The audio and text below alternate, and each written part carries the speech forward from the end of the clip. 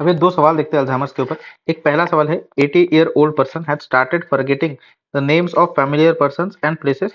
There has been no confabulation. देखो confabulation का मतलब होता है कि जो पर्सन जो है फॉल्स स्टोरी बनाता है टू हाइड मेमोरी लॉस। ये अल्कोहलिक डिमेंशिया के अंदर होगा। तो यहाँ पर अगर confabulation नहीं है मतलब अल्कोहलिक डिमेंशिया, तो आपका ऑप्शन रूल आउट हो जाता है। He tends to forgot whether he had had meals or not. Clinical and neurological examination normal है। क्लिनिकल और न्यूरोलॉजिकल एग्जामिनेशन अगर नॉर्मल है मतलब उसको कोई न्यूरोलॉजिकल डेफिसिट तो है नहीं। सीटी स्कैन में ब्रेन जो है ये सिमेट्रिकल एनलार्जमेंट शो कर रहा है लैटरल वेंट्रिकल्स का एंड बाइडर सेल का है। What is the most likely diagnosis? देखो अगर क्रॉनिक सेरेब्रोवास्कुलर इंसफिशियंसी होती, क्रॉनिक सेरेब्रोवास्कुलर इंसफिशियंसी के अंदर क्या होता है ना कि पेशेंट को रिस्क फैक्टर हमेशा प्रेजेंट है, बार बार उसको जो है ब्रेन के अंदर इन्फेक्ट क्रिएट होते जा रहा है, क्लिनिकल फीचर्स बढ़ते जा रहे हैं, इसलिए ये स्टेप लैडर पैटर्न के अंदर रिकरेंट इन्फेक्शन होते जा रहे हैं। इसमें डिमेंशिया प्रेजेंट रहेगा जिसको हम वैस्कुलर डिमेंशिया बोलेंगे। लेकिन इस डिमेंशिया के साथ साथ एक न्यूरोलॉजिकल डेफिसिट प्रेजेंट रहेगा। यहाँ पर आपको किसी भी हिस्ट्री के अंदर न्यूरोलॉजिकल डेफिसिट दिया नहीं गया। न्यूरोलॉजिकल एग्जामिनेशन पूरा नॉर्मल था। सीटी स्कैन पे भी आपको कोई इन्फेक्शन दिखा नहीं है। तो ये क्रॉनिक सेरेब्रोवास्कुलर इंसफिशियंसी तो होगा नहीं। अब आपको एक दो ऑप्शन है, कंफ्यूजनल स्टेट। अब ये कंफ्यूजनल स्टेट क्यों नहीं है वो आपको इस सवाल के अंदर समझ में आ जाएगा। आपका आंसर तो अल्जाइमर डिसीज है, उसके अंदर कोई दो राय है नहीं। अब यहाँ पर आपको जो है वाइडर सल्काई दिखा है। वाइडर सल्काई क्यों दिखा है और लैटरल वेंट्रिकल्स के अंदर एनलार्जमेंट क्यों दिखी है वो समझाते हैं। देखो वाइडर सल्काई तो बड़ा इजी है, अल्जाइमर्स के अंदर वाइडर सल्काई दिखता है। Why do you see a symmetrical enlargement of lateral ventricles in Alzheimer disease, वो अब समझाते हैं। देखो क्या होता है ना, इसको हम कहते हैं हाइड्रोसेफेलस एक्स वेक्यू, जो कि होता है अल्जाइमर डिसीज के अंदर। क्या होता है ये हाइड्रोसेफेलस एक्स वेक्यू, समझाते हैं। आपके पास ये स्कल है, ये ब्रेन है और ये वेंट्रिकल्स है ब्रेन के अंदर। जब एट्रोफी हो जाती है ब्रेन की इन अल्जाइमर डिसीज, तो जब एट्रोफी हो जाएगी ना तो जगह मिल जाती है आपके वेंट्रिकल्स को एक्सपांड करने के लिए। तो due to atrophy of the brain आपके जो वेंट्रिकल्स है ये एक्सपांड कर देते हैं इन अल्जाइमर डिसीज।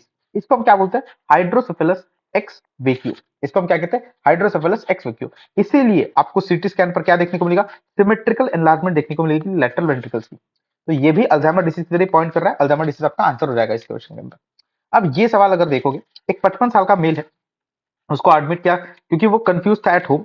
लास्टिंग ये जो कंफ्यूजन था 2 घंटे के लिए रुका and there was no recollection of events on recovery. He had similar episodes in past during wakeful hours. MRI, brain EEG और मेटाबॉलिक इवैल्यूएशन जो था वो नॉर्मल था। What is the likely diagnosis? देखो कभी भी कंफ्यूजन वाली स्टेट आपके पास आ जाए तो तीन आपके पास डिफरेंशियल डायग्नोसिस होनी चाहिए फॉर दिस कंफ्यूजनल स्टेट। तीन डिफरेंशियल डायग्नोसिस कौन से होता है? पहला होता है सीजर, दूसरा होता है ट्रांजिएंट इस्केमिक अटैक और तीसरा होता है मेटाबॉलिक डेफिशिएंसी। पहला सीजर के लिए आप क्या करोगे, ईईजी करोगे। ट्रांजिएंट इस्केमिक अटैक के लिए क्या करोगे, एमआरआई करोगे। और मेटाबॉलिक डेफिशिएंसी के लिए आप मेटाबॉलिक इवैल्यूएशन करोगे। इस पेशेंट के अंदर एमआरआई भी नॉर्मल है, ईईजी भी नॉर्मल है और मेटाबॉलिक इवैल्यूएशन भी नॉर्मल है, मतलब हाइपोग्लाइसीमिया भी नहीं है। मतलब इन तीनों कारणों की वजह से अगर कंफ्यूजन नहीं आ रहा है तो आपका आंसर हो जाएगा ट्रांजिएंट ग्लोबल एमनीजिया। सीजर तो है नहीं, अगर सीजर होता तो ईजीपीक्यू कुछ तो भी आपको दिख जाता। अगर स्ट्रोक होता तो एमआरआई ब्रेन पे आपको कुछ दिख जाता। और प्राइमरी प्रोग्रेसिव ऑफिजिया ये एक्चुअल में एक वेरिएंट होता है फ्रंटो टेम्पोरल डिमेंशिया का। प्राइमरी प्रोग्रेसिव ऑफिजिया एक वेरिएंट होता है फ्रंटो टेम्पोरल डिमेंशिया का, जिसमें ऑफिजिया देखने को मिलेगा due to atrophy of brain. यहाँ पर आपको ऑफिजिया की कोई हिस्ट्री मिल नहीं रही। एक ही ऑप्शन बच जाता है, that is transient global amnesia. Transient global amnesia के अंदर कुछ नहीं होता, इसके अंदर रेट्रोग्रेड प्लस एंटेरोग्रेड एमनीजिया होता है due to any stressful event. ये होता है आपका transient global amnesia, transient feel होता है। ठीक है, फिर हम बात करते हैं फ्रंटो टेम्पोरल डिमेंशिया। देखो फ्रंटो टेम्पोरल डिमेंशिया का पहली बात तो ऑनसेट जो रहेगा, जैसे आपके अल्जाइमर्स का ऑनसेट 70 साल के बाद था, इसका ऑनसेट थोड़ा सा एक डिकेड पहले, फिफ्थ और सिक्स डिकेड के अंदर। वहां पर 4 जीन्स इन्वॉल्व है, यहाँ पर 2 म्यूटेशन आपको याद रखना है। C9ORF जीन ये मोस्ट कॉमन म्यूटेशन होता है फ्रंटोटेम्पोरल डिमेंशिया के अंदर। और दूसरा जो म्यूटेशन होता है वो मैक्ट जीन का म्यूटेशन होता है प्रेजेंट ऑन क्रोमोसोम नंबर 17। इसके दो वेरिएंट्स प्रेजेंट होते हैं फ्रंटोटेम्पोरल डिमेंशिया के। पहला वेरिएंट होता है behavioural variant of frontotemporal dementia और दूसरा होता है प्राइमरी प्रोग्रेसिव ऑफिजिया। पहले बात करते हैं बिहेवियरल वेरिएंट के बारे में ऑफ फ्रंटोटेम्पोरल डिमेंशिया। इसमें तीन चीजें आपको देखने को मिलती है, behavioural abnormalities, memory loss, ACH levels normal होते हैं जो कि आपके डिक्रीज होते हैं अल्जाइमर्स के अंदर, और अप्रैक्सिया नहीं देखने को मिलता। अप्रैक्सिया देखने को नहीं मिल रहा, इसका मतलब क्या है कि फ्रंटोटेम्पोरल डिमेंशिया के अंदर पैराइटल लोब स्पेयर्ड है, जो अल्जाइमर्स के अंदर अफेक्ट हो रहा था। यहाँ पर पैराइटल लोब क्या है, स्पेयर्ड है। मेमोरी लॉस हो रहा है मतलब टेम्पोरल लोब अफेक्ट हो रहा है। आपका बिहेवियरल एबनॉर्मलिटीज देखने को मिल रही है मतलब फ्रंटल लोब भी आपका अफेक्ट हो रहा है। बिहेवियरल टाइप ऑफ जो आपका फ्रंटोटेम्पोरल डिमेंशिया है, इसमें जो ये बिहेवियरल एबनॉर्मलिटीज है, इसमें एक बहुत अच्छा सिंड्रोम भी आपको देखने को मिलता है फ्रंटोटेम्पोरल डिमेंशिया के अंदर, that is your cap grass syndrome. Cap cap grass syndrome जो है सिर्फ और सिर्फ फ्रंटोटेम्पोरल डिमेंशिया के अंदर नहीं, इस साथ में आपका डिमेंशिया ऑफ लेवी बॉडी के अंदर भी देखने को मिलता है। क्या होता है इस कैप ग्रास सिंड्रोम के अंदर? ये बेसिकली डिल्यूजन होता है डबल्स का, डिल्यूजन ऑफ डबल्स। इसमें फॉल्स बिलीफ होता है पेशेंट के पास कि जो उसकी हेल्प करने वाले लोग हैं, जैसे कि उसके डॉक्टर्स, वो ही उसके एनिमी है। तो ये कैप ग्रास सिंड्रोम आपको जो है फ्रंटोटेम्पोरल डिमेंशिया और डिमेंशिया ऑफ लेवी बॉडी के अंदर देखने को मिलता है, और खासकर इस वेरिएंट के अंदर, that is behavioural variant of frontotemporal dementia. ये आपको बिहेवियरल एब्नॉर्मलिटी जो रहेगी सीवियर रहेगी, अर्ली ऑनसेट रहेगी। इसमें कैप ग्रास सिंड्रोम देखने को मिलेगा। जो मेमोरी लॉस रहेगा, जो एमनीजिया रहेगा due to temporal lobe atrophy, ये लेट रहेगा, ये माइल्ड रहेगा। एसीएच लेवल्स इसके अंदर नॉर्मल रहता है और अप्रैक्सिया अपसेट रहता है, मतलब पैराइटल लोब स्पेयर्ड है। दूसरा जो है आपका variant, that is primary progressive aphasia. ये primary progressive aphasia is due to atrophy. तो मतलब आपको ये पता चल गया कि जो आपका अफिजिया है हमेशा सिर्फ और सिर्फ इन्फेक्शन स्ट्रोक के कारण नहीं होगा, ये आपके एट्रोफी ऑफ ब्रेन के कारण भी अफिजिया हो सकता है। और ये आपका प्राइमरी प्रोग्रेसिव अफिजिया तीन टाइप का हो सकता है, सेमेंटिक, लोगोपेनिक एंड अग्रामेटिक। सेमेंटिक के अंदर जो है आपका वर्निकेज एरिया चला जाता है, इसके कारण वर्निकेज अफिजिया जो है वो आपको देखने को मिलेगा इनटू सेमेंटिक एफिजिया के अंदर। लोगोपेनिक अफिजिया के अंदर आपको कंडक्शन अफिजिया देखने को मिलेगा, और एग्रामेटिक अफिजिया के अंदर आपको ब्रोकाज अफिजिया देखने को मिलेगा। इसका मतलब क्या है कि एग्रामेटिक अफिजिया के अंदर ब्रोकाज एरिया जा रहा है, मतलब फ्रंटल लोब अफेक्टेड है। आपके लोगोपेनिक अफिजिया के अंदर कंडक्शन अफिजिया है, मतलब आपके आर्कोइड फाइबर्स में प्रॉब्लम है। और सेमेंटिक अफिजिया के अंदर वर्निकेज एरिया जा रहा है, मतलब टेम्पोरल लोब में प्रॉब्लम है। तो ये अफिजिया आपको देखने को मिलता है इन दी फ्रंटोटेम्पोरल डिमेंशिया। ये एक वेरिएंट है फ्रंटोटेम्पोरल डिमेंशिया का। अब जितने भी आप डिसीज पढ़ेंगे उसमें टाओपैथीज कुछ रहेगी, कुछ सिन्यूक्लियोपैथीज रहेगी। तो ये टाओपैथीज वाले डिसीजेस है और ये सिन्यूक्लियोपैथीज वाले डिसीजेस है। इसको बस आपको याद ही रखना है कि पार्किंसन में लीव बॉडीज देखने, सिन्यूक्लिन अल्फा सिन्यूक्लिन जमा होगा। डिमेंशिया ऑफ लीव बॉडी में भी अल्फा सिन्यूक्लिन जमा होगा, जो कि लीवी बॉडी फॉर्म करेगा। मल्टीपल सिस्टम एट्रोफी के अंदर भी आपका लीवी बॉडी ही जमा होगा बाय दी सिन्यूक्लिन प्रोटीन। बाकी Alzheimer's, frontotemporal dementia, progressive supranuclear palsy and corticobasal degeneration, इसमें टाउ प्रोटीन्स का अक्युमुलेशन होगा, जिसके कारण न्यूरो डिजेनरेशन होता रहेगा। ठीक है।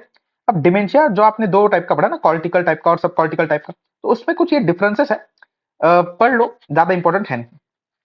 फिर हम बात करते हैं कि हंटिंगटन कोरिया। देखो हंटिंगटन कोरिया में आपको क्या पता होना चाहिए कि म्यूटेशन होता है हंटिंगटन जीन का, जो कि प्रेजेंट होता है on the short arm of chromosome number 4।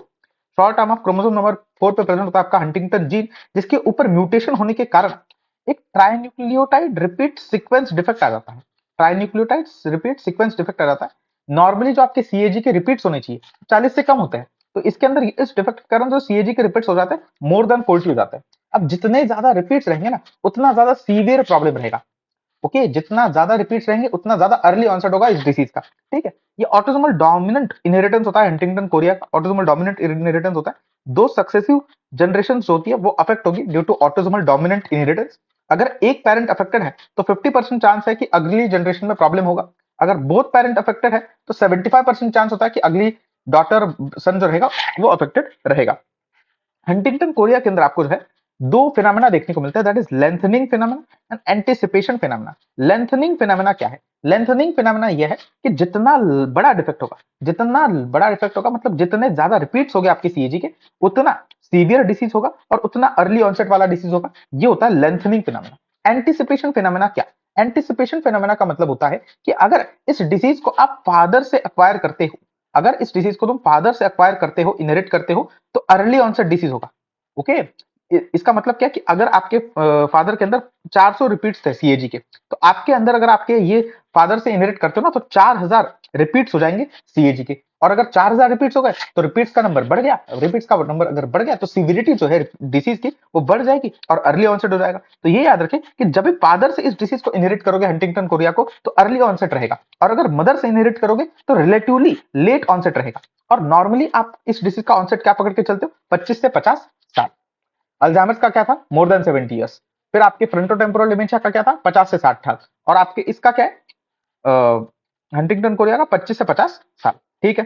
Clinical features में सबसे पहला क्लिनिकल फीचर जो आता है वो होता है कोरिया, नाचते रहेगा पेशेंट, कोरिया। ठीक है। दूसरा रहेगा बिहेवियरल डिसऑर्डर्स, पर्सनालिटी चेंजेस देखने को मिलेंगे। तीसरा रहता है कॉग्निटिव डिफेक्ट, जिसके अंदर डिमेंशिया देखने को मिलता है। लेकिन हंटिंगटन कोरिया के अंदर तीसरा लास्ट में आने वाला जो फीचर है वो डिमेंशिया है, कॉग्निटिव इफेक्ट है, ये लेट आता है काफी। सबसे पहले क्या आता है? कोरिया आता है।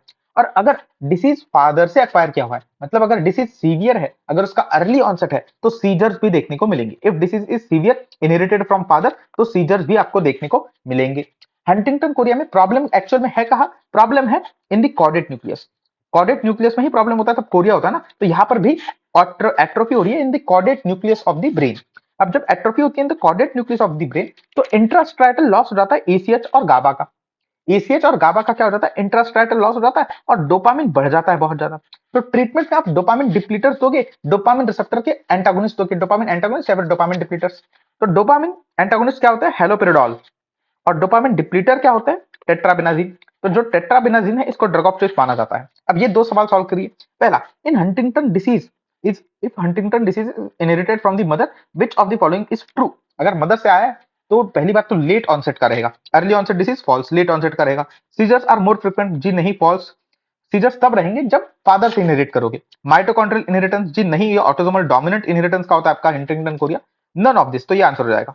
और ये आपका मैथ्स वाला सवाल है, तो ये देख लीजिएगा। अब अगले लेक्चर के अंदर कुछ और टॉपिक्स लेकर आएंगे, तब तक के लिए टाटा।